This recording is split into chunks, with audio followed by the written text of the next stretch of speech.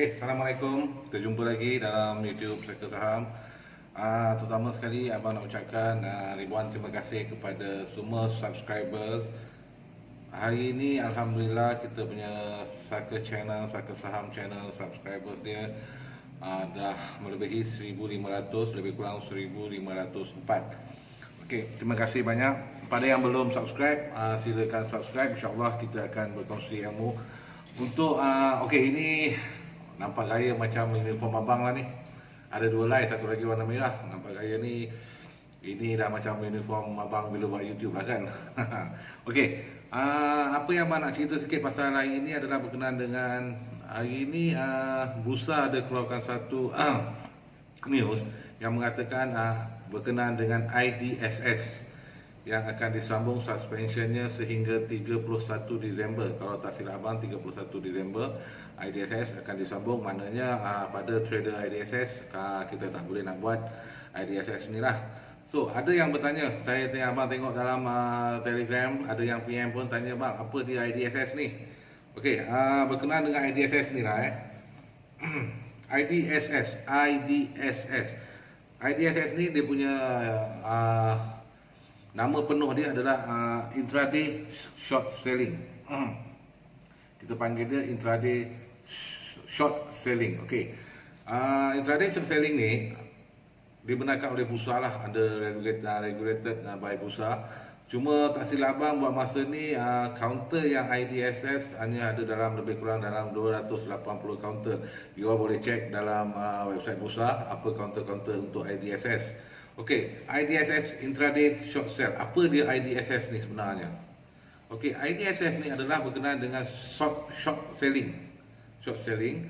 Kalau dulu short selling tak dibenarkan dalam Bursa Malaysia, tapi sekarang ni short selling dibenarkan tapi dengan syarat-syarat tertentu yang telah diberi oleh Bursa Malaysia.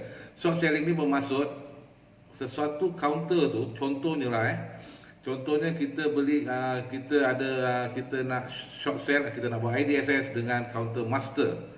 Okey, pukul 9 pagi bila master di-tradekan, kita jual dulu counter master ni. Kita jual dulu dan kita beli balik sebelum pukul 5 petang. Itu bermaksud IDSS. Maksudnya saham yang kita tiada pegangan saham tersebut, kita jual saham tersebut. Kita jual dahulu, kemudian kita beli balik pada hari yang sama. Sebab tu dia panggil intraday. Intraday bermaksud kita beli pada hari yang sama. Kita jual pada pukul 9, last kali you kena buy balik the counter master ni sebelum bursa tutup, iaitu pukul 5 petang. Kan? Okey, apa yang kita dapat dengan trade IDSS ni? Bermaksud di sini kita menjangkakan yang bahawa counter master ni trade dia pada hari tersebut akan drop. Contohnya master buka pukul 9 harga RM1.80 dan kita jangkakan yang master kemungkinan besar akan jatuh sehingga RM1.60 ataupun below daripada RM1.80. So kita jual dulu. Kita jual dulu master, kita beli balik sebelum pukul 5. Ini yang kita masukkan dengan IDSS, iaitu intraday short selling. Kita short dia dulu, kita sell dia dulu. Tapi kita kena faham, untuk IDSS ni dia bukan sesenang tu sebenarnya kita nak buat IDSS. Pertama, kita kena minta kebenaran ataupun kita kena account trade kita tu kena ada kebenaran untuk buat IDSS. That means you kena minta kebenaran broker untuk buat IDSS. Kan? Kedua, IDSS juga mempunyai selling limit dia. Maksudnya di sini trading limit untuk IDSS tu tetap ada juga. Ini antara broker dan klien untuk bincanglah berapa you punya IDSS punya limit untuk you boleh buat untuk satu hari. Masalahnya di sini adalah jika kita tidak dapat membeli semula share yang kita jual tadi, contohnya master, kita dah jual master, after that kita tak boleh nak beli balik master tu. Kita terlupa ataupun kita terlupa untuk membelinya balik. Kita tak boleh nak close dia balik dan transaction ini akan berlaku tersell, kita tak boleh nak buy. So dia tak ada pairing kat situ, dia tak ada match kat situ. Kita punya transaction ada hang kat situ. Kita kita boleh pinjam. Actually kita boleh pinjam kepada broker jika kata master kita, sebab you tak ada master, you sell dulu master. dan share dalam CDS you tak ada, master tu tak ada, dan you terlupa untuk membeli balik master ni, sehingga kan bursa dah ditutup, kita terlupa. Pertama, kita boleh meminjam share ni kepada broker kita.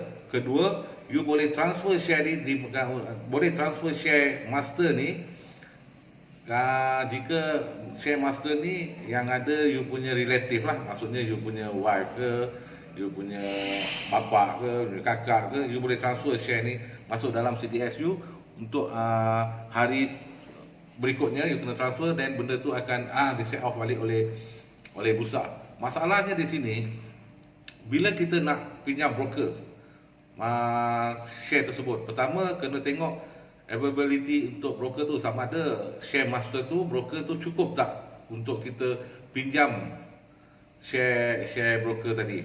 Kalau tak cukup, maybe broker boleh pinjam pada broker lain untuk kita. Tapi kita kena ingat, benda sini semua melibatkan kos untuk kita pinjam ataupun kita borrow broker punya share ni, dia melibatkan kos. Jadi benda-benda macam ni you kena faham kos untuk buat IDSS.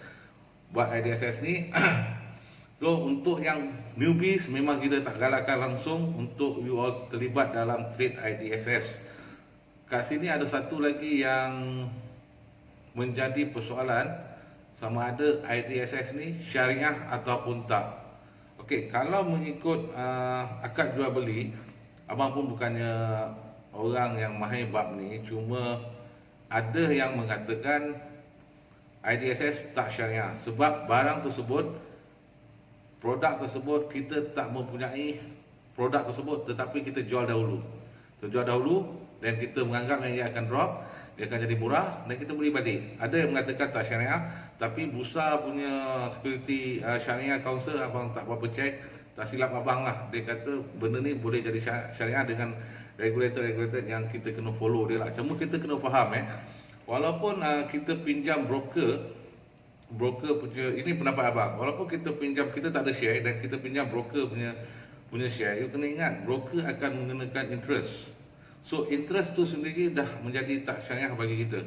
So benda-benda macam ni abang nasihatkan, abang bukan pakar dia, bukan pakar bab benda-benda hukum hakam ni. So you all kena carilah, bila kita nak trade sesuatu financial instrument macam IDSS ni, kita kena faham dia punya syariah dia, sama ada dia tak syariah ataupun bagaimana. Yang ini you all kena cari sendiri dia punya hukum hakam. Yang selebihnya macam abang cerita tadi, itulah dia IDSS yang sebenarnya. So kalau masih lagi tak faham, sebab untuk you buat IDSS, you kena apply pada broker supaya trading account you boleh membuat IDSS. Kalau